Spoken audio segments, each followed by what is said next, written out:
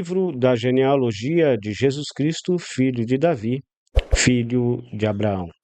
Mateus, capítulo 1 e o versículo 1.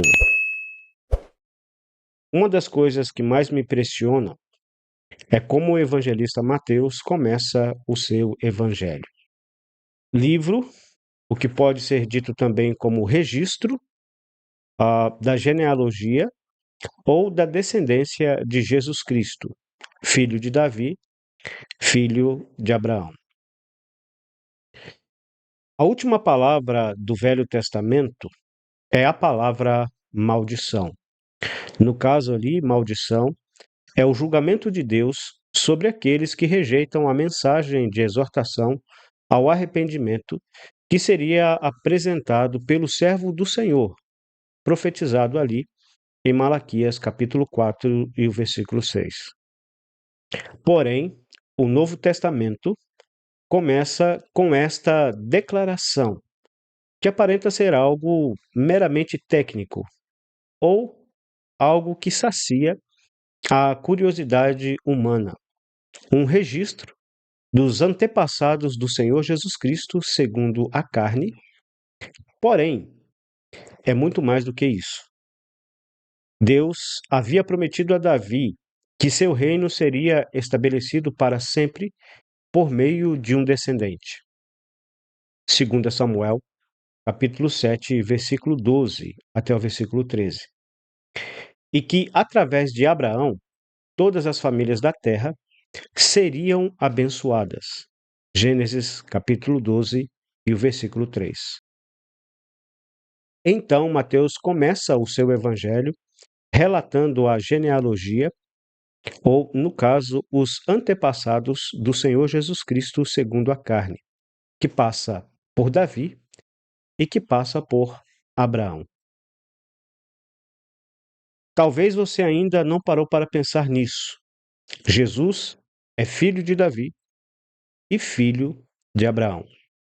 Ou seja, o rei prometido à nação de Israel e o descendente de Abraão, que abençoaria todas as famílias da terra. Não é à toa que este livro é chamado de Evangelho. A palavra Evangelho significa boa notícia, notícia agradável. Ou seja, em uma terra que foi amaldiçoada por causa do pecado, em uma nação que estava sofrendo terrivelmente durante longos séculos debaixo do jugo de impérios pagãos, como no caso o Império Babilônico, Medo-Persa, grego e romano. Essa declaração inspirada do evangelista é mais do que suficiente para destacar que o Senhor Jesus Cristo é aquele que irá restaurar o reino a Israel novamente e redimirá a terra novamente da sua servidão, do jugo do pecado. Porém, nem Israel, nem as nações naquele tempo compreenderam esta maravilhosa mensagem. Eles rejeitaram o rei e o condenaram à cruz. Evangelho de João, capítulo 19, versículo 20 até o versículo 21. A condenação do Senhor Jesus Cristo. Este é Jesus Nazareno, rei dos judeus, foi escrito em grego, latim e hebraico. Grego, por causa da expansão do Império Grego, da cultura grega, por ocasião de Alexandre o Grande. Latim, que era o poder político ali naqueles dias, né, e que dominava a Palestina naqueles dias, a língua do Império Romano. E grego, a língua oficial de Israel, né, dos judeus, da maior religião daqueles dias. Então, tanto Israel, tanto os judeus, como os gentios, rejeitaram o rei, rejeitaram aquele que veio para abençoar todas as famílias da terra. E foi devido a isto que eles continuam longe de Deus, sem esperança e sem paz. Mas o rei que foi rejeitado pelo seu próprio povo, Aquele que abençoa todas as famílias da terra, não somente morreu, mas ressuscitou ao terceiro dia e foi exaltado à destra de Deus, o Pai, onde se encontra glorificado.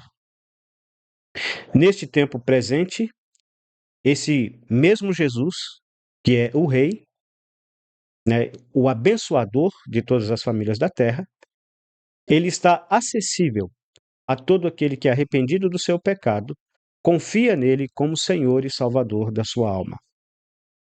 Quando o pecador faz isso, ou seja, arrepende de seus pecados e o recebe como único e suficiente Senhor e Salvador da sua alma pela fé, ele é salvo da condenação do pecado, a perdição eterna, sendo abençoado com a maior de todas as bênçãos, que é a vida eterna. E a partir desse momento que uma pessoa arrependida do seu pecado confia em Cristo, crê no Senhor Jesus Cristo como Senhor e Salvador da sua alma, ele passa a ser o Senhor da vida dessa pessoa, ou seja, aquele que governa a vida, aquele que governa o coração dessa pessoa que o aceitou, que o recebeu pela fé como Senhor e Salvador da sua alma.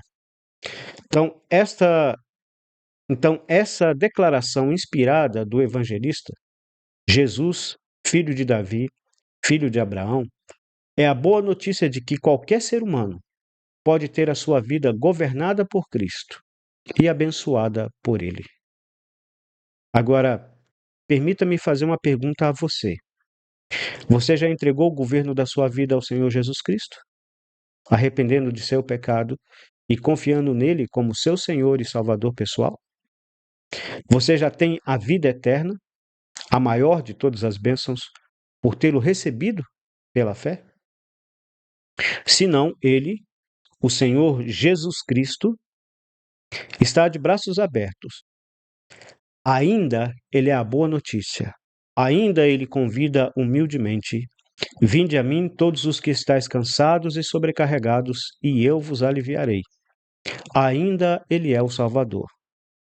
Mas haverá um momento na história, e este momento está muito breve de acontecer, onde ele não mais será o Salvador, mas ele será o juiz. E o seu juízo será sem misericórdia. Então, não faça como Israel, não faça como as nações. Venha ao Senhor Jesus Cristo, arrependido de seus pecados, e receba Ele como seu Senhor e Salvador pela fé.